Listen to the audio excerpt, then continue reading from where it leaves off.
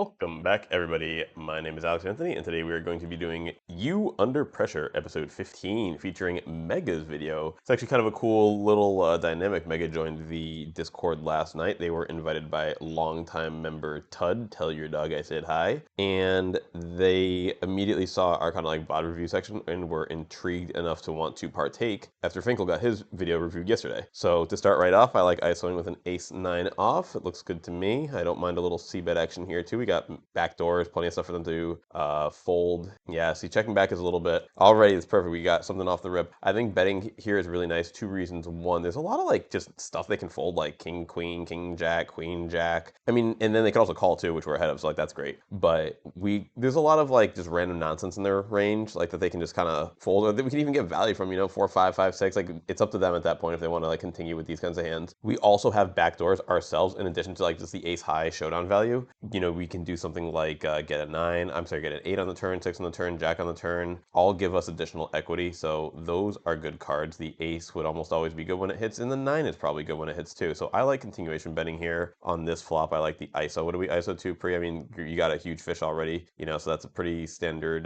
Did they go min and you went, they raised min and you re-raised them? I actually like that a lot. That's perfect. That's really perfect. 3x is like a really good number too, because if they want to come back over the top of you with some of their better hands, they're going to do that. It's like this isn't a typical like ISO and raise situation, or like limp raise situation ISO, but it's really, really close. Like min raise 3-bet is like I was kind of describing in Finkel's VOD, that the dynamic is like people are going to the 3-bet like they're their loosest possible. So I would just leave with the c-bet on the flop there. Trying to check down using your ace high for showdown value is also like not terrible.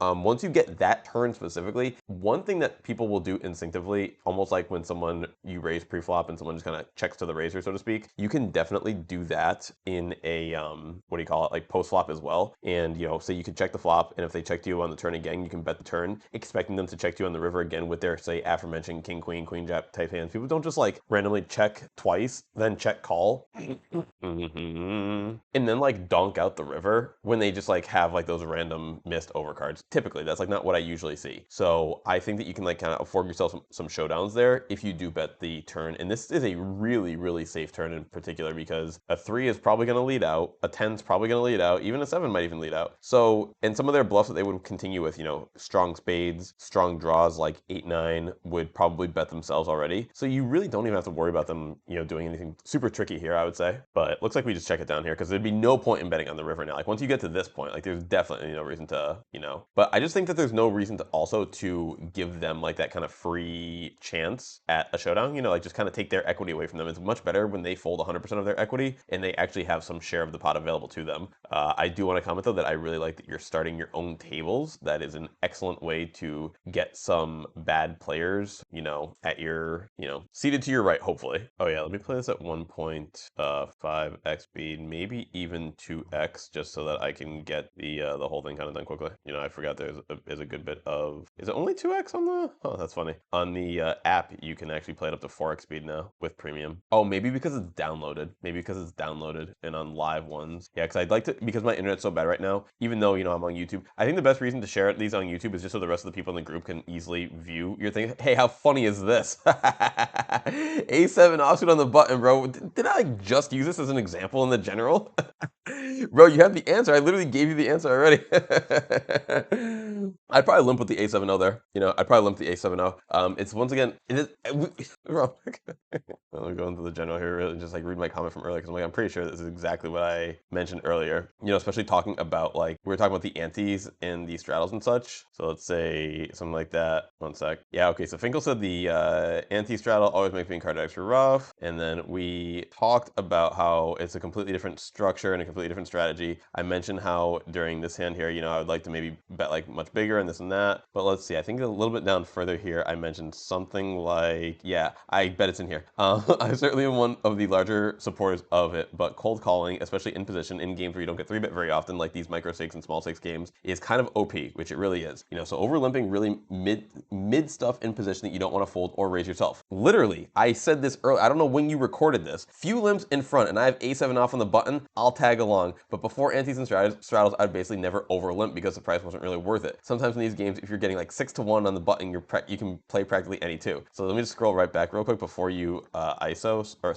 / attempt to, and see what price were you getting? Yeah, you're getting 5.25 to 1 on the button with a few limps in front of you, a7 offsuit. I mean, that could not have been called more perfectly. Pokerdamus over here. All right, that was very interesting. And unfortunately, you get squeezed. Just an easy fold there, but I actually do really like the overlimp in that spot. It just kind of like protects you, and you know it's kind of crazy too? So like in this exact instance, you might actually even have a chance to just win the board. Like say you limp, okay, the small blind completes, the guy with ace king raises, it goes like maybe 1 or 2 calls, you know, and then you call maybe, like it depends, you know, like this is a possible way that a hand can play out. And because you're sharing cards with this person, but you have position, 10-4 deuce flop hits, checks around you, gets picked up by a c-bet, or gets picked up by a bet very often here. So especially when the PFR does check, like it almost always means they have ace king, ace queen, queen jack, king queen, like hands like that probably can't face a, you know, decent sized bet. So there is a route to winning this hand, even when you're dominated via limp call, which is like funny to even think about. And that's like a bit more of a, something when you're more comfortable playing post flop. I mean, like, you probably don't want to be limping and calling raises with a7 offsuit specifically, but when you are comfortable playing post flopping, you're comfortable in reading people with their speed of how fast they check, how honest you can take someone for their checks. Like if you've noticed someone playing pretty honest pretty quickly, they're not usually just going to randomly mix it up on you. So it's just if you're good at getting consistent at those types of reads on players. But I'm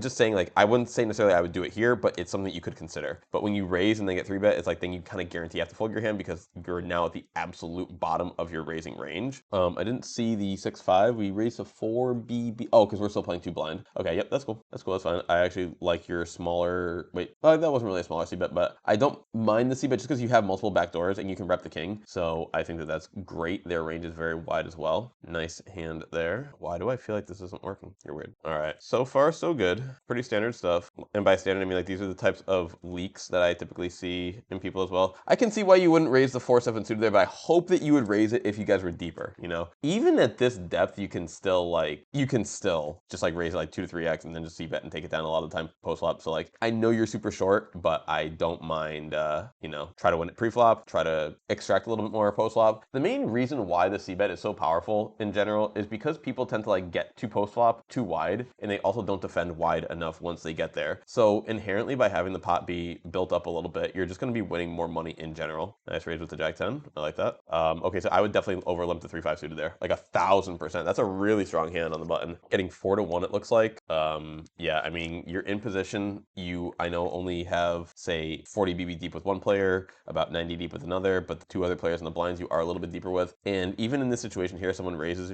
goes call. There's still, like, once again, plenty of situations where, say the flop comes like jack 8-3. Okay, you flop bottom pair, rainbow, you don't have like a backdoor or anything else, and it checks to you. You can easily bet like whatever the guy to your right has. So say he raises 8, say it goes, okay, so we see fold right now already on the BB. Say the straddle calls, and then say the guy who already called in front of you calls. You're gonna be getting a price of, there'll be 24 times whatever's in the middle. Call it like about 4 to 1, maybe a little bit, like a smidge better than 4 to 1. You call. The guy to your direct right is gonna have like 34 BB left, 32 BB left, about a pot size bet. If it checks, you goes like snap, check to you, you bet like, I don't know, maybe something like 50-60% pot. PFR folds almost always, second player folds almost always. And if you do have to duke it out with the last player who's got like next to nothing, he may even get it with like high cards or nothing. You may even have like a better hand than him when he gets it all in. You know, you could have like just like a gutter and 2 overcards or something. So, and then things like this are awesome when they do go through for you, because when someone sees you limp, call a raise with 3-5 suited, and then like get in bottom pair and win, they think you're fucking horrible.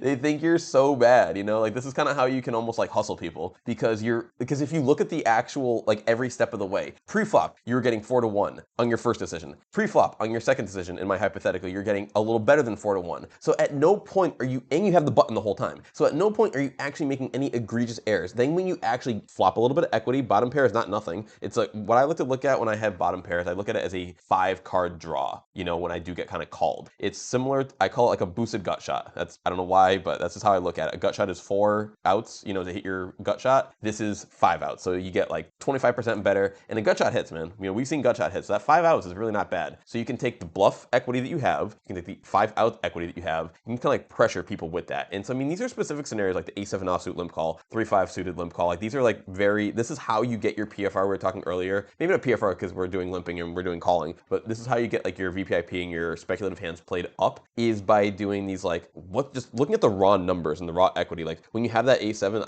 like you raised it, which is like not bad, but I think limping just like gets you a better value. I think you get to have more of an upside when you play a bigger SPR overall. So I don't like to forego opportunities like this when I'm getting such a good price. But yeah, it's all good. It's all good. That's what we're here for. 10-5 suited. I mean, I'm watching this at 2x speed, so to me it's a snapful, but like, I raise 10-5 suited there a lot. It's not in the charts at all, but like we're also playing in some of the weakest games ever, so I don't mind raising the 10-5 suited there personally. Like to 5 to 6 BB is fine, like basically 2.5 to 3x open. If you're not looking to play like a lot of post flop, then you don't have to, of course. But like these are the hands when I'm starting to add in to my range, because it's like you look at it's like 10-5 and it's like, okay, but it's suited, you know, you can't have a straight without a 10 or a 5, and you got both in your hand. All right, so we're getting somewhere. It's not connected-ish, but we're getting somewhere, you know?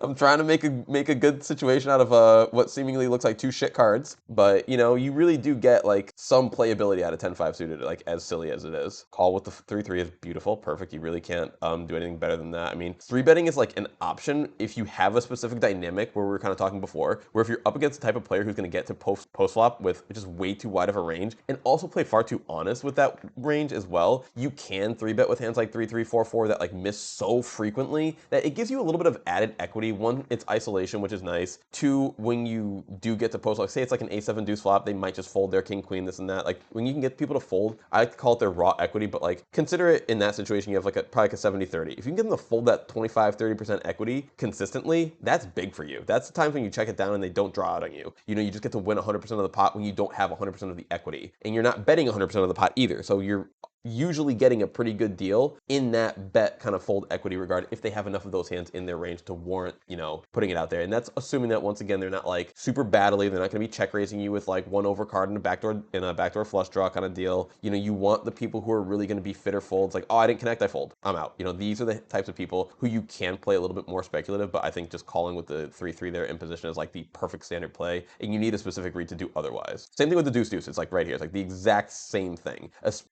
Because the guy stats that you just checked who called in between the short, you actually have no option in this hand. You have no playability. In the other hand, you at least had like different dynamics. Right here, you're up against an early position raiser. You're from the blinds. It's way more speculative. At least raising here probably a little bit. What? Oh no.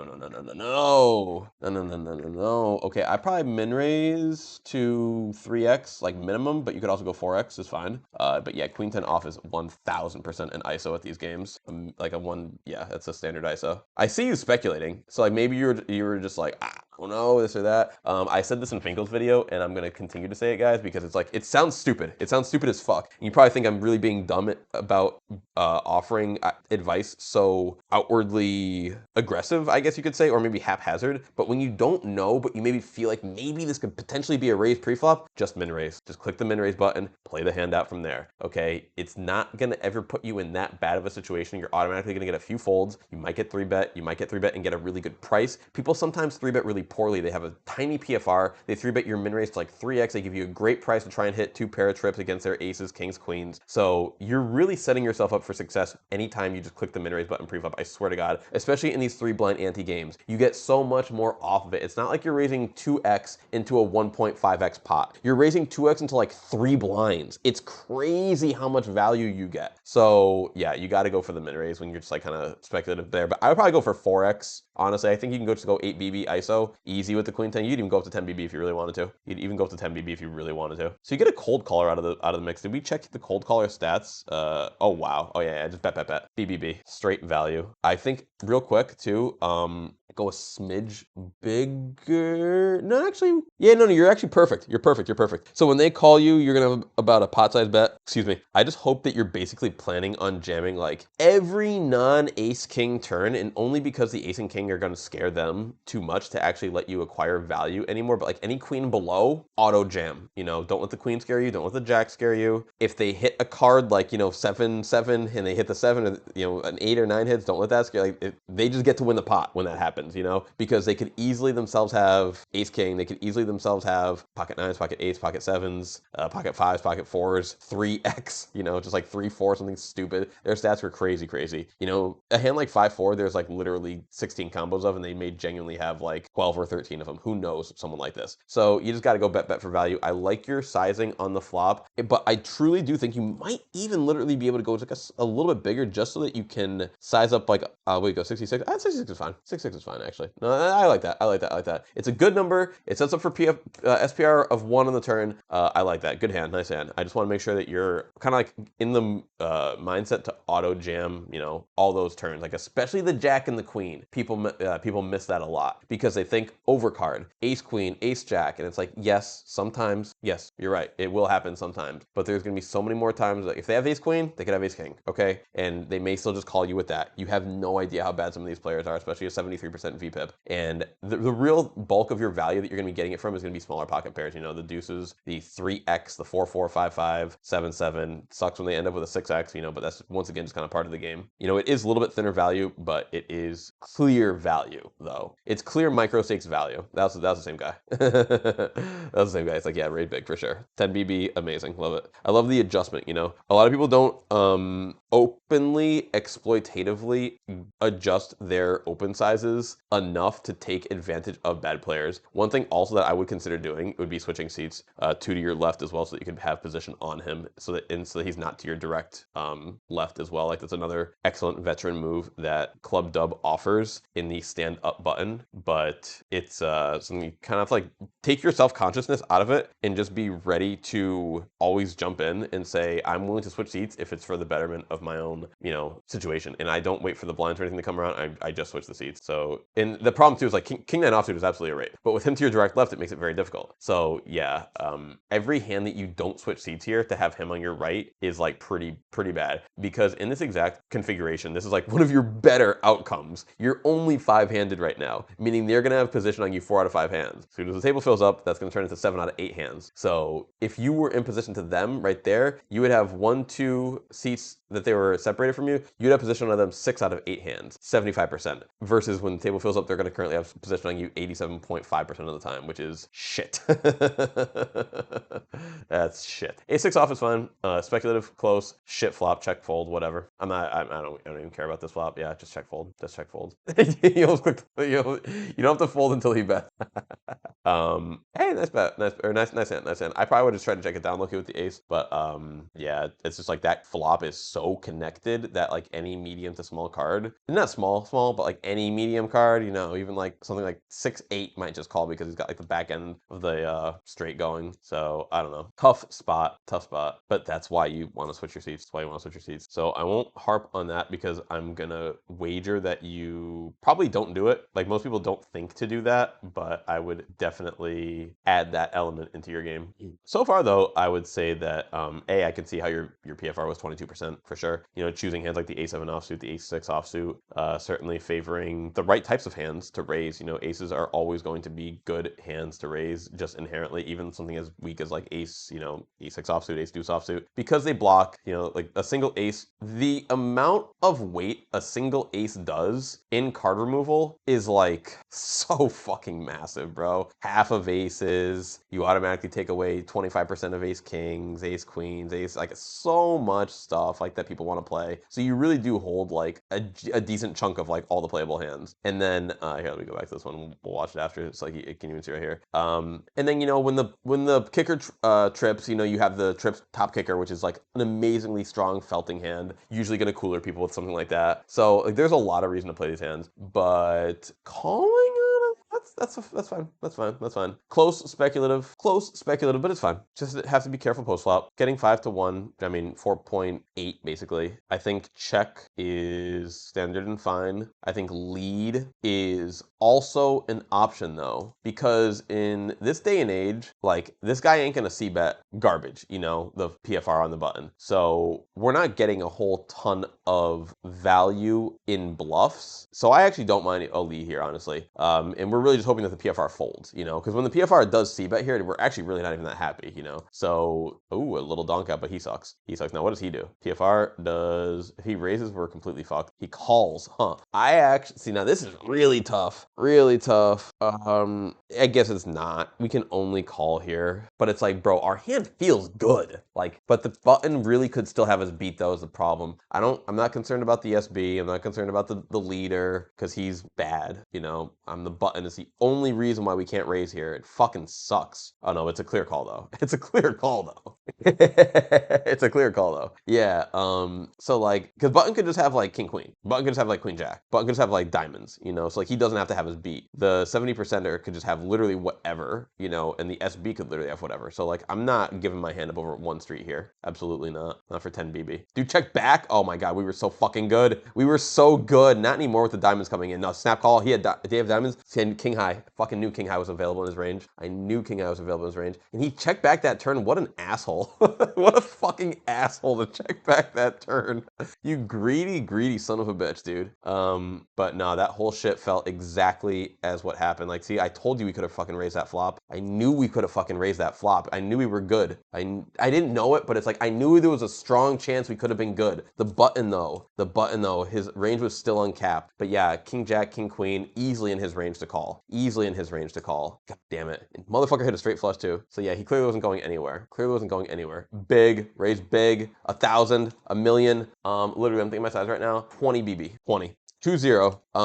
Other dude's tilted, Dilly's tilted, and fuck the rest of these guys. 20 BB. So you left 10 BB on the table. It's all good. See what I was telling you earlier in the general, like my exploits, and I even said it earlier in this video, are typically to over exacerbate my sizes for value and over exploit myself, leave myself in an exploitable position to get the most value from weak players. So I think 20 BB is absolutely the right number, and hopefully that's something that like gets like really drilled in right now. You have to bet big here on the turn, like really big, because this guy's not going to want to fold a flush draw. So I'm thinking something in the range of like 75 BB minimum, you know, like you don't want to maybe, I probably wouldn't want to take him mentally under 100 BB stack size, because from a draw like that might put him over the fold edge, but I'm betting about 75. All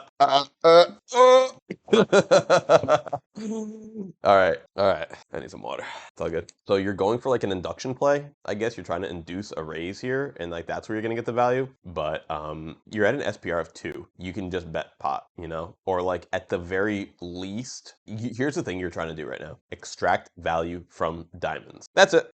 Diamonds are drawing dead, and you're trying to get value from them. There is a chance he'll call 75 BB with king 4 of diamonds. Okay, there is a high chance he'll call 15 BB with king 4 of diamonds. There is a way lower chance that this person's gonna bluff raise you in a protected side pot, mind you. Can we like talk about that for a second? There's a player all in this hand. This guy ain't bluffing you. He's not gonna try and raise you and steal you off the pot. There's nothing to steal, dude. He has to show down with the other players still. So, so your odds of getting someone to bluff at this shit is like infinitely less. You're giving him just a beautiful price, you know. I mean, you're taking 15 BB out of his, you know, equity pool when he has diamonds, but you could be taking 70 plus. So massive blunder. This aces hand is a massive blunder. It's kind of funny too, because we were talking about the you know, if you run good all session, it's like it's hard to learn. Not always too, because sometimes people really do just like have betting errors in their value section of their lives, and this is it. He folded to 15 BB. Holy fuck, dude, that's hilarious. You still have to go for the big bet, you know. You still have to go for the big bet. But yeah, I would have raised to 20 pre, and then on that turn, I would have just bet bigger. All good. At least you won the hand. You know, get some momentum going your way. Get some momentum going your way. 6 is fun. 7 or 8 is also probably better too, because stacks like this aren't just gonna like randomly jam over you, you know? They're gonna play in a way, I mean, this is like kind of like the theme of the video really, is these players who are gonna get to post flop too wide, play two fit or fold, you know, say the flop isn't king high or queen high, say it's like, once again, like jack high or ace high or something that forces you to start bluffing. They're gonna just give you that pot too frequently that you don't really have to concern yourself with making it this small just because, you know, they are shorter stacked, they're very unlikely to just like jam over you and make this like a really bad situation for you. They're still probably going to call the same range 6x that they would 8x. So I would lean towards a little bit bigger in these spots. In this instance, like, I mean, can't really mess up. I would just go bet all in. Jack 8 offsuit from the cutoff is certainly an option. I mean, you've been playing a lot of hands, so like if you want to like take a hand off, that's also an option. But I wouldn't like always fold that. The cutoff, sorry, let me just start with this. The button is a really great place to speculate. If you can get the button to fold from the cutoff, you're basically the button. So just kind of like pay attention to the times when there are weak players who are direct left, who we can kind of like get extra buttons out of, basically. You know, maybe we of course don't play as loose of a range on the cutoff that we do the button ever, but nice hand. But we still try to kind of adjust and take advantage of players like that who are gonna give, oh yeah, I mean, I forgot it was that guy. I forgot it was that guy. Yeah, he's not gonna give us any extra buttons at all. 15, I'm sorry, was that 15 PFR? Yeah. Call and raise are both fun. I think call and raise are both fun. You have to play a little bit more, what's the word? You have to play too big of a pot from out of position when you 3-bet, so I think calling is my preferred option, especially because this person here in the the straddle is not likely to come at you with a 3-bet. I actually don't mind a lead ourselves instead of going for check call. I think lead is cool because it allows us to win a lot of the time when we're up against just hands that miss, and we're in one of those kind of 5-card draw situations where, you know, we're kind of like looking for a 4 or an ace on the turn when we are called most of the time, you know. A deuce or a 3 is actually like not the worst card in the world, but we're still probably beat most of the time when called. But I don't mind a lead there. I've been trying to donk more when the board simply favors the caller's range from out of position versus the PFR's range. And that is certainly a situation that favors your range. So you just kind of have to get through the other caller, really. Like, that's like the big part there. 3x is fun. Makes it, that's just such a stupid number. But yes, calling is of course the only option you have. All right. Just, yeah, I agree with check and hopefully he makes it a good price for you. Shit. It's like a shit price, but whatever. Still gotta, yeah, gotta call. I actually don't mind checking it. So here's the problem right now. Is like, we may not even have the worst hand. We may have the best hand. So don't think you have to bluff here. You know, I see you kind of like moving your cursor around, almost like, shit, do I bet? Do I check? What do I do? There's a lot of missed shit in his range, bro. People like this suck, man. He's probably not value betting Queen X on the river. He has Jack 10 in his range. He has worse spades in his range. He has random shit like 9-7 in his range. This could be a check call. This could be a check call against this player. Let's see his sizing and timing. And now if you, okay, yeah, I was gonna say, if you bet, then we can't see. I'm saying, bro, if he bet that river, it's not a guaranteed fold because he checked back the turn. So his range of strong kings, way down. His range of draws, way up. That river bricks everything. He's not betting 8x on the river. He's not betting Queen X on the river. So he's only really betting his strongest of hands. That if he does bet that river, that is probably a call some of the time, sizing and timing. The bigger he bets and the slower he bets. Like if he bets like, okay, not slower. There's like a nice little window. If it takes him like exactly like 3 to 5 seconds and he bets like 75 to 100% pot, snap fucking call. Snap fucking call. That is like the prime bluff window, you know? Someone's like, fuck, shit, I can't win if I check. I gotta bet. How much do I bet? Big? Yes. Pot. Go. That's like their thought process. And then they don't realize that they're not repping Queen X. They can't rep an 8. They can't even rep the king because they checked back the fucking turn. So your ace high is good here like a lot of the time. That's why I want to like talk about this hand a little bit more, because he didn't put you in the position to have to check call, and mainly because I saw you consider betting yourself. It's like, whoa, don't bet yourself when you have showdown value, you know? So I like the way that hand played out, and I hope for, like, you know, gotta say anything, but I'm just like, if the bet was presented to you, I hope that you were prepared to handle it, and if not, I hope that you are now prepared to handle it, you know? Because that is a spot, you know, just look at the board configuration, like everything did miss. What was it again? It was, yeah, king 5, no straights in sight, no flushes in sight, everything missed. He's not betting ace high. He's not betting a weaker ace high, like an ace jack high to try to get you off of like a pair. He's just checking that down. So yeah, you're in, like, he tried to check down jack high. So but a lot of people will try to bluff the jack high though. That's like the main thing I'm trying to get at here. And like, not everyone is going to check back that jack 10. A lot of people will try to bet you off of your ace high with the jack high, and you do have to be ready to bet it or to call it off if it's appropriate. You know, like the bets that you want to call least frequently in that regard are the like really tank down bets, and when he bets like small, like 50% pot, 40% pot, then ace queen is in his range. Then like king 10 is in his range a little bit more, you know? So those are the hands where like they seem like a little more confident, a little more comfortable. Like those quicker kind of like jittery and really big bets, oh man, they seem so, because they do it too quickly to realize how much they can't rep, you know? They do it too quickly to realize how much they can't quite rep. Okay, looking for another table. I was like, there's no way we did 15 50 minutes already. There's no way we did 50 minutes already. I don't mind the, you get to decide with the 6 and 8 offsuit. If the player in the SB was deeper, like, you know, as deep as the guy who raised the 6BB, I think calling with the 6 8 offsuit is fine. But I think also here's the thing too, is like people play if you can find people who play straightforward when they check call you, a lot of times they play straightforward when they're the raiser as well. They're going to literally bet when they hit, they're going to check when they miss, they're going to be very like, when we talk about sizing and timing, they're going to like think about their bets a lot. They're going to be like, oh my God, can I find something here to maybe kind of c-bet with? Shit.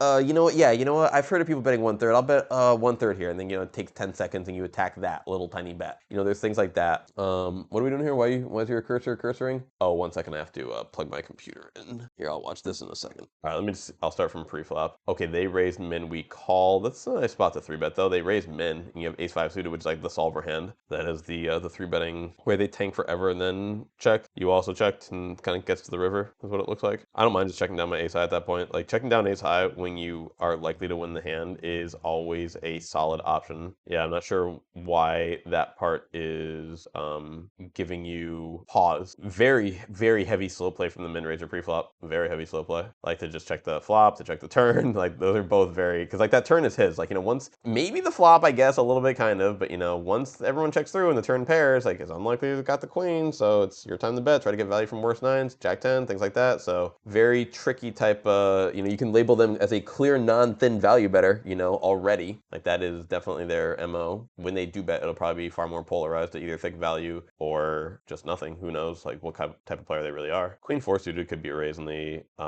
cutoff, but once again, if you're up against that crazy person on the button, I can see why you wouldn't. You also have like a lot of short stacks too at your tables, so like maybe not the best table / seat. I honestly, like, one thing that I guess you know, I'll go back to it, is like the diligence of making sure that your table quality is good. I think is, you know, a very important skill. I do see you doing multiple things in your starting tables, your switching tables, which are like incredibly advanced things already. The starting tables especially, like you really don't see a lot of players do that. But the amount of time that you were comfortable playing with a 70% player in like a 20% PFR or whatever to your direct left is like concerning, you know?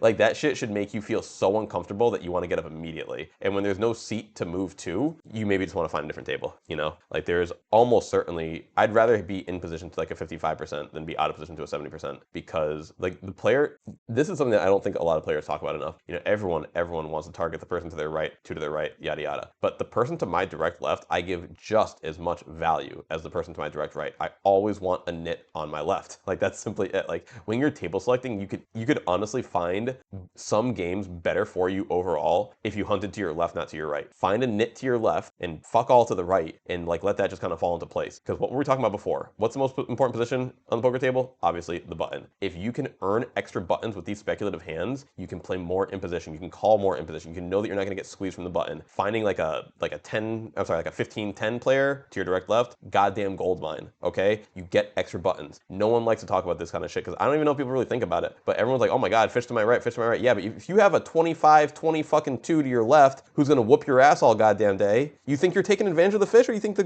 motherfucker's gonna take advantage of you? So realize that the seat to your left, the seat 2 to your left can be just as impactful, if not more, than the 2 seats to your right. And you really have to make sure that those 2 seats to your left are cleared out with weak players. You know, you do not want the killers to your left. If you have to deal with the killers, make sure they're across the table from you directly. That's like the one seat you can deal with a good player being at your table is directly across from you. That way you share position. No one has position on the other one. It's equal 50-50. And you guys don't really even play that many hands together. Because when you're in early position, they're in the blinds. When they're in the blinds, you're in a position. So it's like you guys aren't really destined to do battle unless the deck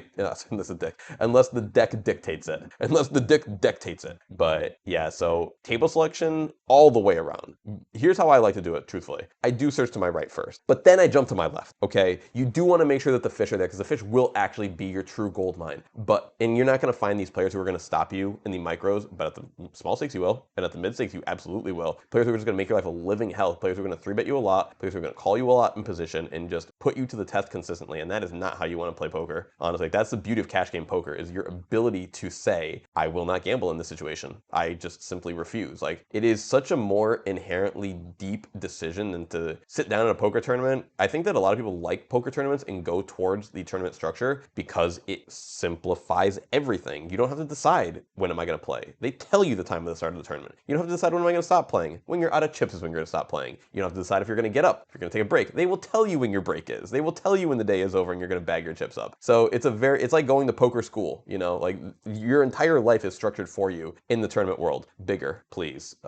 Also, like, I'm not sure why some people, there's two things that this site does that's completely different than any other site. They charge you for your time bank, and they can also, you can see people's cards for the money. These two things are invaluable. You need these things in poker, you know, so if you need to think on one table, spend the fucking 0.0, it's 2 cents, bro. 2 goddamn cents. Can you not pull 2 cents out of your fucking asshole right now? Okay, then pull the 2 cents out, pay for 10 goddamn seconds so you're not freaking out with your little cursor, man. I mean, I would do that. I don't really have to do that personally because I've been playing millions of hands already. I mean, I'm working on my second million hand of poker already. And if you guys are still working on your first million, you're gonna need more time to think. It's all good. Don't worry about it. So click the time bank. There was millions of times where we got to click the time bank for free back in the day. I just got to click it for free. So don't think I didn't have to click the time bank. We just got to click it for free. And we had longer time banks on the site too. So pay the 2 fucking cents, click a goddamn 10 seconds, and stop worrying about shit. Make it a better sizing. You know, you pay 2 cents and you could have made it a better sizing. Your sizing here should be about 24. About 24. 6x is good. 6x is good because they went min raise. Okay, so we're automatically gonna go 5x out of position. Cold caller makes it +1. Simple. Nothing really more to say there. But yeah, man, this is a good video. It's a good video, like, because your mistakes are not like egregious, and like the best part about these videos, you know, these VOD reviews, the you under pressure, is because you really are under pressure to get a lot of these mistakes cleared up. You know, when you got someone like me just like ragging on you, but that's like the easiest way to get your game, you know, pow and, you know, built up and ready to tackle these guys. Like, poker's such a deep game that you can't, and your hand was played fine after that, of course, or else I would have commented on it. But poker's such a deep game that until you get the full picture going, like, or at least some comprehensible part of the full picture, like, here's the tricky part about this fucking game. It's so easy to think, I'm getting a grip on it, and then you just get fucking macked up, and you're like, shit, maybe I don't know anything. And that can happen a lot of times. I can't tell you how many times that I went through that. And it was really only like, after playing, I mean, I hate to really even say it like this, but we didn't have the tools as well back in the day too to study. And I was just also a slow learner. You know, I just wasn't very fucking smart at poker, and I wasn't very smart developed-wise early when I was playing in my younger days. But it took me a long time to kind of get the confidence that a lot of people get now in like 3-4 years. But like, it took me like literally 2 fucking decades, you know? It's what it is. I don't care. But I have it now, so I can show you guys what is needed and what's required. But you can definitely get there in like just a couple of years now because we have the tools, we have the study groups. But there is, like, I always viewed poker as like this massive globe of information, and it's like you find, like, you almost like light up, like, you'll get like this one little region, and you'll like complete the whole region, and you'll like complete like a little island or like maybe a little country, and you're like, oh my god, I have like all this knowledge. And then you'll find yourself in a completely different region that you have not figured anything out yet, and you're like, I can't read Arabic, so how am I going to figure this shit out? And it takes you a while to figure out that part of the world / the poker world. It takes you a little bit to figure out this, and then eventually you see the connections, and it all starts to form, and I promise y'all that it will form. So all these mistakes that you guys make that I've seen, like, there's really only 1 or 2 people that have ever come through the Discord that I'm like, bro, you can't be helped. Literally, you can't be helped. It's only the people who think that like the site's rigged, or think that poker is like impossible to beat, or things like that, like, who just can't see the forest from the trees. So there's not a single person like that in the group right now. Everyone is like, they got a good head on their shoulders, honestly. So I am really confident in anyone's ability to become a profitable player / crusher if they want to. I'm not sure if it's a BR reason, but you definitely want to have max buy-in on the right table. I'm not sure. I haven't really talked about this too much, but like, it's almost a given in the poker world. You always want to have the max, you know, like always. And even when you're not, the only time when I would say that like you can start not doing that is literally in the position where I'm in right now, where sometimes I'm playing in games where it's like 5-10 uncapped buy-in, or like match the stack, and it's like maybe I don't need to cover someone for 10K in a 5-10 game, but it is an option, you know, to come in at any point in time. Like, maybe in those games it is worth it to come in for a shorter stack if they're a very particularly loosey or gambly game, or they're doing like some kind of side games, like winning a 3-button game with a shorter stack where you just kind of jam is a hell of a lot easier than risking a big deep stack, I'll tell you that much. So like, there are some elements, some extra added layers that can come into it in extremely deep stack live poker with additional variables in play, side game specifically. So it's not, like I said, always for online with you know, when you're talking like 100 big blind stacks, 200 big blind stacks, you know, 100 straddles or whatever, it's pretty much an auto top off situation. Like, you really never ever want to have less than kind of that. So that's what I mean when I say you always want to have the max. And even on live, like, I swear, if you can afford to in these games, like if you can afford to play a 5-10 game with like 1,000 big blinds every time, you really do want to have the most. You really do. Like, from a theory perspective, the person with the unlimited bankroll has the biggest advantage because they can put the most pressure on people at the table at any point in time. You know, if you can always threaten someone's stack of, you know, 1,000 BB, 2,000 BB, 5,000 BB, like, you can get some pretty big folds when you start putting and thousands of BBs in the pot. So from a theory perspective, you really could say that to be true. You always want to have as much on the table as physically possible. It really could be as simple as that from a poker perspective. And of course, sometimes short stacks are going to fuck that shit up. Like that's why being the short stack that fucks that shit up is very, very powerful in dynamics like that. So just kind of keep that in mind for when you guys are in those scenarios. But this is not that scenario. This is the building blocks training grounds of we got to build up here. We got to learn our fundamentals here. Like this is to learn medium stack poker because this isn't even deep stack. This is actually shallow fucking stack poker with how the antes and blinds are. You know, we've done the SPR numerous times. You know, we're playing like 26 SPR right now, and that NL 100 you get like that slight break of, you know, because the SB/ante is a little bit less. It's 40%. It's not 50% of the BB. You get to be what do you call it? Holy shit, your background's distracting the fuck out of me. You know, you get like a little break at NL 100 only. All right, so call, check, raise on the flop. Sounds good to me. Raise. Yeah, I'm snap calling. Oh no, dude, you're getting a price, so that's a problem. Okay, so you're getting like 8 BB and what was it when everyone called, dude? You're getting like 5 to 1, bro. You're getting 5. No, you're getting great. You're getting better, bro. You're getting almost 6 to 1. You're 1.5 BB away from getting 6 to 1 on your money. You gotta call that, man. I'm sorry. That's just that's math, bro. This is math. Like, what isn't? I mean, even against like, God, I'm not whipping out, you know, Equilabs, Poker Stove, yada yada, all that stuff. Poker Cruncher on the phone these days, but you plug in Queen 3 in your spare time. Plug in Queen 3 suited against a range of like, you know, strong, medium. You know, like aces, kings, queens, jacks, tens, ace, king, ace, queen, and then give them like the medium part. Like start them at jacks and drop them down to 8s or 7s or 9s or, you know, 6s or even all the pocket pairs is fine. Same thing with this guy too. You know, but give him even a weaker range because he's a weaker player. And look at how much equity you have with Queen 3 suited there. Not enough to fold getting 6 to 1. I'll tell you that much. I know it's not gonna be a lot, but it's not gonna be less than the 15% that you actually are needed to get. Like it'll be close, but these are the times that you get to play a little bit of post flop. So yeah, I'm not folding that there. Do you dunk out? Don't like it. He's PFR. He has the betting lead. He also has nut advantage and range advantage here, but he does have a lot of hands that will stack off that we beat, such as king queen, ace king, ace ace. So we of course are getting it in, but I prefer to get it in via check raise, not via bet. Yeah.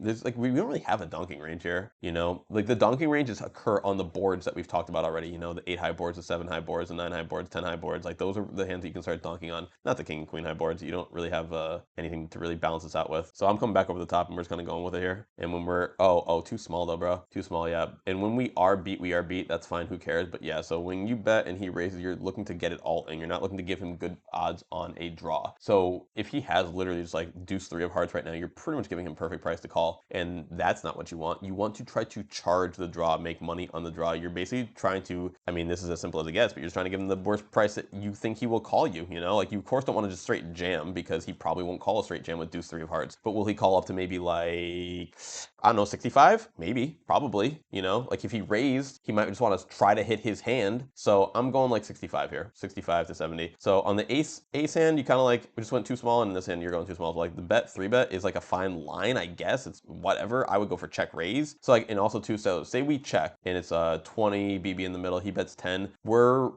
raising to like 50. Okay, so like just to kind of get that out of the way. Like I want to make sure that these numbers are obvious because to me, I'm seeing like some very small, some small raises so far. And then, I'm sorry, he calls and then pot's gonna be 80 and we bet about 50. It's still too small, man. You're just not charging enough for the draws, you know? Jack 10, hearts, like you just want to bet more. You just want to bet more. It's just that simple. And here's the thing too, is like you set yourself up for one of my least favorite situations in poker, which is SPR 1.5. SPR 1.5 fucking sucks. You want SPR 1, you want SPR 3, you want SPR of like substantial differences, you know? Pot size bet, all in, cool. Pot size bet this turn, and then in the next street we can go all in, also cool. Or I'm sorry, so that'd be PSR 4, because then 1 plus theirs puts it at 3. You have 3 left, that makes the river then now a pot size bet. So I like SPR of 1, SPR of 4, and then, you know, even bigger. But SPR 1.5 is like you want to jam, but you can't jam, you know? So if you make this on the turn, like this is why you kind of have to do the math backwards here. You know, when you look at it right now, you have 120 and you want to go all in. So say if you took 20 out of your stack and take 15 out of your stack and put it in the middle, and take 15 out of his stack and put it in the middle. Now we have 30, and that's 110, and we're down to 105. So that's a pot size bet. So really, so you want to do that on the previous street, you know? So minimum on the previous street, you want to go like 45, minimum, because you went to 30, and then you set yourself up for SPR 1.5. Whereas if you did just a 45 here minimum, I go 65, you go 45, and now you can at least just jam the turn, you know? But if you go 65, now they're gonna be looking at it as like, oh my God, the pot's so big, I can still call with my draw, this and that. If he has deuce 3, now he's got the pair. I gotta call it the pair. So you're just letting him off too easy with your biggest hands. Simple as that. Letting him off way too easy with your biggest hands. Like, you just shouldn't have gotten to that point, you know? Shouldn't even have gotten to that point. Oh no, and that was it. That was the last hand, and he hits it with the JT. Son of a bitch. Son of a bitch. He hits it with the JT. He actually got there with the JT. Wow. Yeah, so you want to charge that on the turn, you know? You just want to charge on every street, really. You just want to charge it